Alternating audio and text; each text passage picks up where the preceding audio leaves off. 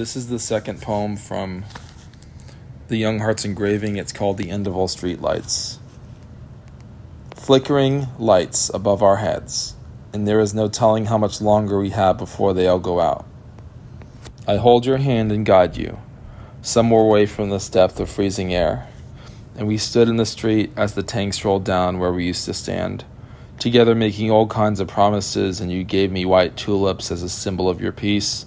I know in my heart there was always a desire to achieve what I had found in dreams.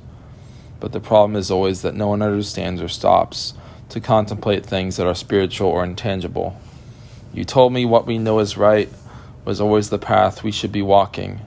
Bravery to walk the direction towards our true destination, even when all others are walking the path to hellfire and war.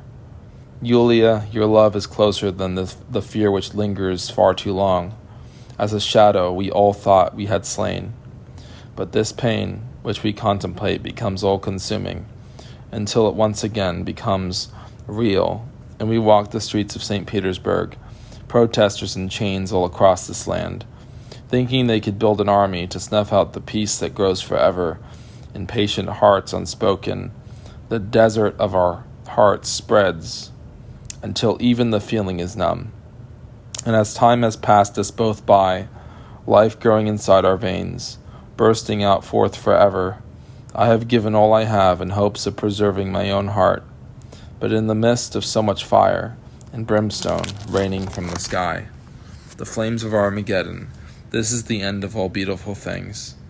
I walk this city street where we used to walk together, and I know your abode is now as dark, unable to breathe a weary breath without much torment. And power gripped around us never lets us go without violent words spoken. My embroidery across the world, colors that are spread, like light from the stars, love never loses its way, but this world never returns home without love. All it will ever find in this gulag is madness, the strain of my heart being pulled in pieces by mighty armies, and I feel myself weak, useless, powerless, because the only rule of justice the Red Army understands is the might of violent arms.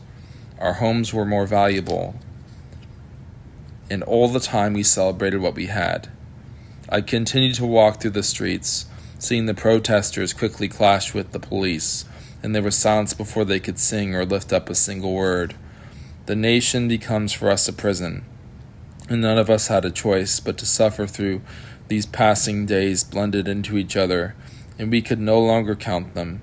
As each moment passed for us, we fell deeper into memories of youth, when streetlights still shined, a man behind a podium, powerless to shift truth. All he had was a facade, an aching mess of demented speech flowed out from him forever, a gospel of the sword, the words of the holy ones trampled over, awaiting the final judgment, when they would rule over the nation and shatter the lies of the dragon like potter's vessels. I left these streets and locked myself in my apartment, and contemplated how it ever got to this point in despair. I wrote down scenes from my youth and remembered them all, and I stood on the balcony and saw all people just as they are.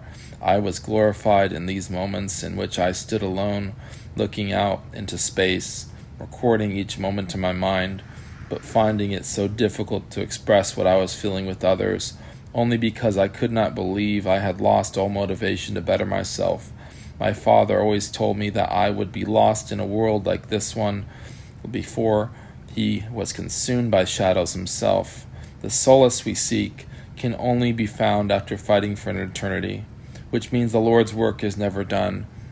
I have plenteous vaults of prayers inside my soul, my warrior soul, which flows now and always through the world. God seems so far, not a single voice I can hear, which echoes my thoughts. All I hear is the voice of fear and a dragon. My mourning forever flows out, millions of times over. Tears of this nation, all experienced in a desert of desire for more than our current experience. I cross the bridge and lights flicker. My beliefs condemn speech. The words I know are true and beautiful, and are condemned and shot down. Power gained is never easily let go of. pride in false judgment. The lights flicker for the last time, and they will never illuminate the city. We've lost the parts of our souls that are the most valuable of all, and no one will help us. Our collective guilt filled us all up.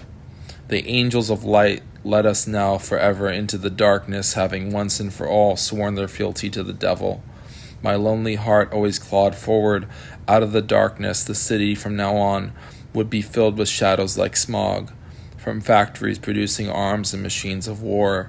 The quiet, still voice in our hearts we cast aside, and our hearts grew dim as well, because the light of the heart is the light of the world, which is no longer seen by anyone in the city. Following on forward, my perfect flow of music, protesting the loss of light, the first plague of this empire, lost forever in the demise of her own creation. I continue aimlessly walking, striving to find the other side of this bridge, because the light of the nation is gone. We must be the light ourselves. Come hold me close somewhere in a memory. We will reside there together rather than here. We will resign ourselves to hope rather than fear. Thank you for listening.